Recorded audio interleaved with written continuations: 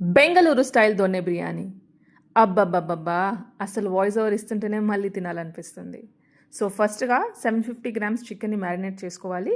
కొంచెం salt, chilli powder, turmeric, ginger garlic paste, curd వేసి marination చేసిన తర్వాత ఇంకొక పాన్ పెట్టి సో, ఇవన్నీ ఏసి ఇంగ్రీడియెంట్స్ వేసాను కదా! ఇవన్నీ ఆనియన్స్‌తో పాటు వేసి రోస్ట్ చేయాలి. సో, ఇది గ్రైండ్ చేస్తామనమాట మళ్ళీ. పేస్ట్ గ్రైండ్ చేయాలి. తర్వాత అదే సేమ్ పాన్‌లో కొంచెం పుదీనా, కొత్తిమీర, మెంతాకు ఇస్ మెయిన్ ఇంగ్రీడియంట్ ఇక్కడ. సో, ఇవన్నీ వేసి బాగా రోస్ట్ చేసిన తర్వాత ఈ ఇంగ్రీడియంట్స్ కూడా పేస్ట్ చేసి పెట్టుకోవాలి. కొంచెం వాటర్ వేసి పేస్ట్ చేసుకోండి. తర్వాత ఇంకొక పాన్ పెట్టి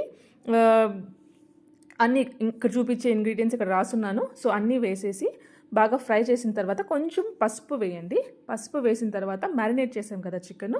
సో, ఇది ఒక 15 to 20 మినిట్స్ మ్యారినేట్ అయి ఉంటుంది చికెను. సో, ఆ మ్యారినేటెడ్ చికెన్ వేసిన తర్వాత ఆనియన్ పేస్ట్ గ్రైండ్ చేసాం కదా, ఆనియన్ పేస్ట్ వేసి చికెన్ బాగా కుక్ అవ్వాలి.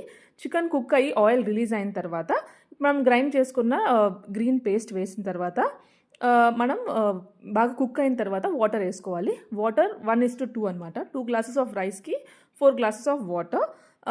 సో, సాల్ట్ అడ్జస్ట్ చేసుకోండి. సాల్ట్ చెక్ చేసేసి, బికాజ్ చికెన్లో ఆల్రెడీ మనం సాల్ట్ వేసుంటాం కదా. హాఫ్ లెమన్ స్క్వీజ్ చేశాను.